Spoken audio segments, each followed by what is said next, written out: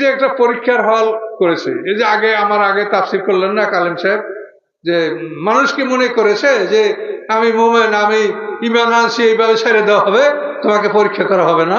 সূরা আনকাবুতে এই আয়াতগুলি আছে। প্রথম দিক দিয়ে পরীক্ষা ছাড়া আল্লাহ কাউকে গ্রহণ করবেন না।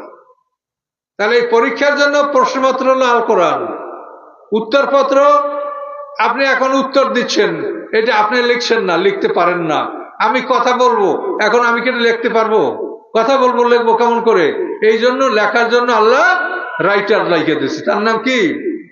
কিরামুন কাতিবিন। মা ইয়ালফিযু মিন কাওলিন ইল্লা লাদাইহি রাকিবুন আতীদ। প্রস্তুত লেখক আল্লাহ নির্ধারিত করেছেন, সেই লেখকে এগুলি সব লিখছে। তাহলে এই পৃথিবী পরীক্ষার হল, আমরা পরীক্ষার্থী।